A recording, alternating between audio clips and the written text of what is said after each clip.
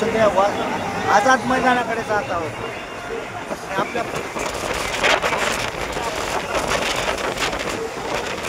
आहोत। याचं एकमेव कारण महाराष्ट्राचं सरकार आहे, जे की पूर्ण जनतेची सुरक्षा, खाण्यापिण्याची व्यवस्था तर सोडा, पण त्यांना गाड्याच्या पार्किंग असतील, शौचालय व्यवस्था असेल, कुठल्याही प्रकारची व्यवस्था यांनी किंवा मुंबई महानगरपालिकेने केलेली नाही।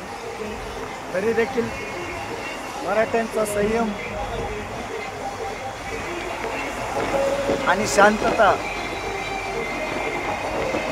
आपण हे फक्त आंदोलन नसून हे प्रत्येक मराठ्याचं कर्तव्य आहे, हक्क आहे। हे जिंकण्यासाठी आलो, इथं काय कोणासाठी आपण त्रास देण्यासाठी आलेलो नाही किंवा आपण कोणालाही त्रास देणार नाही, याचे आपण काटेकोर पालन करतो।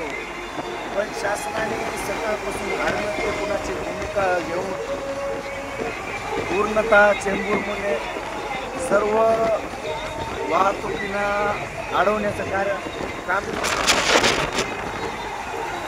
त्यामुळे आम्ही जस्ट 7 वाजता चेंबूरमधून निघालो आणि आता आझाद मैदान या ठिकाणी जात आहोत। आतापर्यंत 4 ते 5 ठिकाणी पोलिसांनी अडवण्याचं काम केलं आणि गल्लत डायरेक्शन देऊन मुंबईच्या बाहेर जाण्याचे रस्ते सांगितले, परंतु हे आपल्याला मान्य नाही।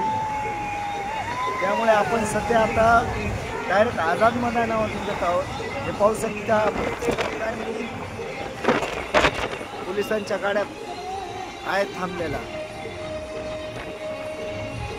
पोलिसांना एवढीच विनंती आहे की त्यांनी फक्त सहकार्य करावं। इथं आम्ही कोणत्याही प्रकारचे वाईट कृत्य करण्यासाठी आलेलं नाही, तर फक्त जे काय आमचे लढाई आहे ती संविधानाप्रमाणे जिंकण्यासाठी आलेलो आहोत।